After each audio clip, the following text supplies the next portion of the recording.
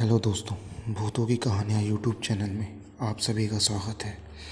अगर आपने इस चैनल को अभी सब्सक्राइब नहीं किया है तो सब्सक्राइब कर लें। तो दोस्तों, बढ़ते हैं कहानियों की ओर। हरी सेठ को अदावली रेलवे स्टेशन से डोगरा गांव के लिए ट्रेन पकड़नी थी, लेकिन हरी सेठ उस स्टेशन पर पहले ही आ खड़ा हुआ। स्टेशन पर ठीक ठीक भीड़ थी और लोग वहाँ बैठे बैठे बातें कर रहे थे।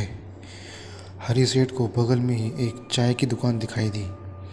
जैसे जैसे रात बढ़ रही थी वैसे वैसे स्टेशन पर भीड़ भाड़ कम होती जा रही थी। तो हरी सेठ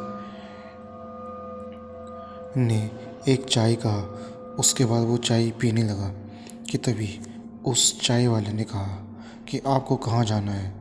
कि तभी हरी सेठ ने कहा कि मुझे डोगरा गांव जाना है, जो यहाँ से 800 किलोमीटर की दूरी पर है, और मेरी ट्रेन 11 बजे की है।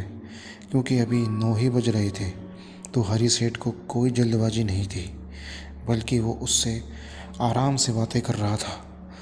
हरी सेठ ने उससे कहा कि आप यहाँ कब से चाय बेचते हैं और कितने बजे तक आप रहते हैं। तो चाय वाले ने कहा कि मैं सिर्फ रात को ही चाय बेचता हूँ, सुबह नहीं।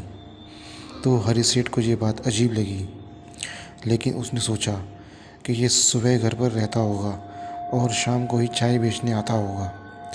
हरी सेठ अब रेलवे स्टेशन पर टहलने लगा था। स्टेशन पर ठंडी हवा चलने लगी थी। उस समय गर्मी का मौसम था। हरी सेठ ने मोबाइल निकाला तो टाइम देखा कि जब रात के 10:30 बज चुके थे और ट्रेन का समय होने जा रहा था। जब हरी सेठ ने सोचा कि दोबारा चाय के लिए कह देता हूँ, तो उसने चाय के स्टॉल पर देखा तो चाय वाला चाय की दुकान के साथ गायब था। लेकिन थोड़ी देर पहले तो वो चाय वाला यहीं पर था, तो फिर वो इतनी जल्दी कैसे गायब हो गया। तभी एक पैसेंजर उसके पास आया और कहने लगा कि आप किससे बातें कर रहे थे। तो वो बोला कि यहाँ पर एक चाय वाला था जो कि चाय बना रहा था। पर वो आदमी बोला, लेकिन मुझे तो वहाँ कोई नज़र नहीं आया, आप किससे बात कर रहे थे।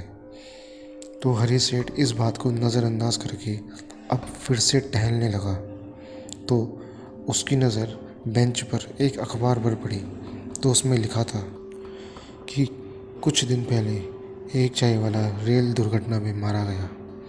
ये देखकर उसके नीचे से ज़मीन खिसक गई। अखबार में लिखा आया कि वो रात के समय चाय बेच रहा था और वो कुछ काम से रेल पटरी को क्रॉस करने लगा। इतने में ट्रेन आई और उसका एक्सीडेंट होकर वो मारा गया। अब 11 बज चुके थे और हरी सेठ अब ट्रेन पर बैठ गया और अपने गांव पहुंचने तक वो यही सोचता रहा कि जो उसके साथ हुआ क्या वो सच था, क्या वो चाय वाला भूतिया था।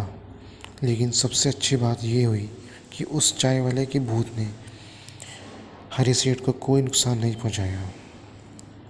तो दोस्तों, ये थी आज की कहानी। मिलते हैं आपको अगली वीडियो में। धन्यवाद। हेलो दोस्तों, भूतों की कहानियाँ यूट्यूब चैनल में